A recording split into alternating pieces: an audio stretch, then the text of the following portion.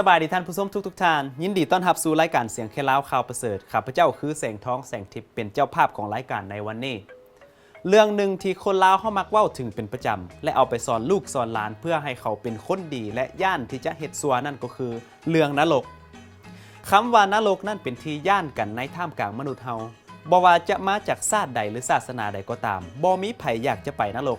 แม้แต่ฆาตกรที่ซัวที่สุดก็ยังบ่อยากไปนรกและคนลาวเฮาก็สอนกันว่าเมื่อคนดีตายไปเขาก็ได้ไปสวรรค์และเมื่อคนซัวตายไปเขาก็ได้ไปนรก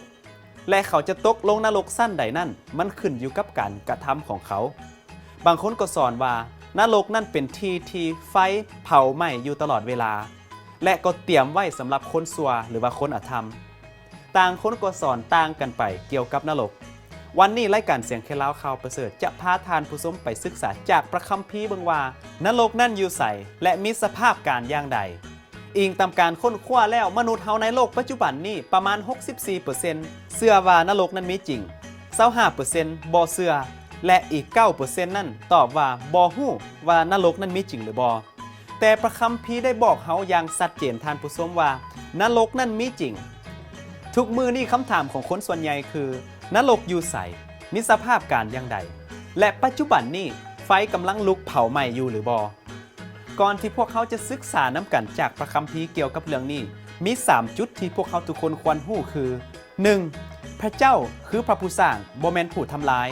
ซาตานคือผู้ทำลาย 2. พระเจ้าบ่แม่นต้นเหตุของความเจ็บปวดและความทุกข์ทรมานของมนุษย์ซาตานคือต้นเหตุและ 3. พระเจ้าบ่ปรารถนาที่จะให้มนุษย์คนใดคนหนึ่งต้องถูกเผาในไฟนรกตามความจริงแล้วพระเจ้าได้เฮ็ดทุกสิ่งทุกอย่างเพื่อป้องกันบ่ให้มนุษย์คนใดคนหนึ่งต้องถูกเผาในไฟนรกนั่นมีคริสเตียนหลายๆคนที่ได้เซาเป็นคริสเตียนเพราะเขาบ่เข้าใจหรือว่าเข้าใจผิดเกี่ยวกับลักษณะและความยุติธรรมของพระเจ้าเพราะเขาคิดว่าพระเจ้าเป็นคือผู้ปกครองที่โหดเหี้ยมที่เตรียมตัวที่จะส่งคนไปเผาที่นรกจริงอยู่ที่พระคัมภีร์ได้สอนว่านรกนั่นมีไฟเผาไหม้อยู่แต่ลักษณะที่แท้จริงของไฟนี่เป็นอย่างใดให้เฮาไปศึกษานำกันเบิ่ง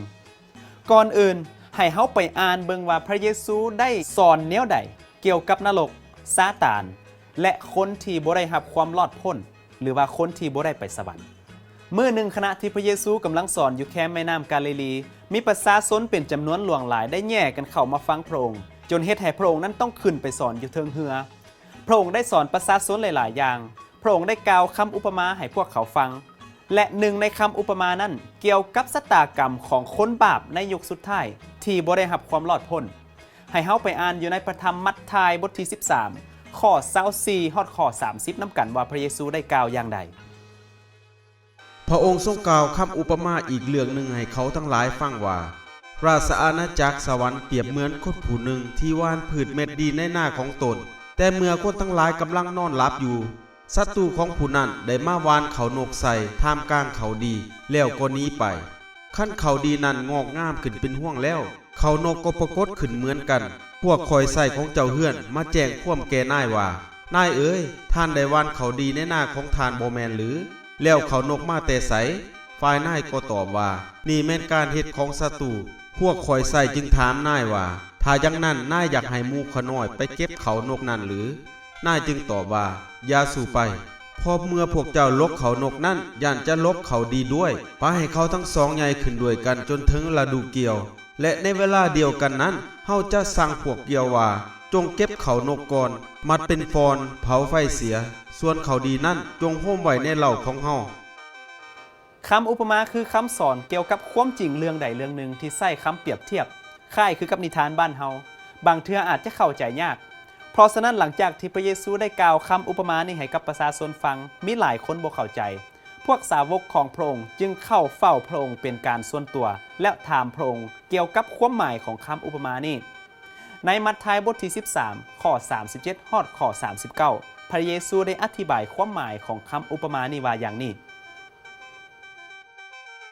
พระองค์ทรงตอบเขาว่าผู้หว่านเม็ดดีนั้นคือบุตรมนุษย์และนั่นคือแผ่นดินโลกส่วนเม็ดดีนั้นได้แก่พลเมืองแห่งราชอาณาจักรแต่เขานกได้แก่พลเมืองของมารหายศัตรูผู้หว่านเขานกคือพญามารฤดูเกี่ยวได้แก่ข้าวสุดโลก และผู้เกี่ยวนั่นคือพวกเทวดา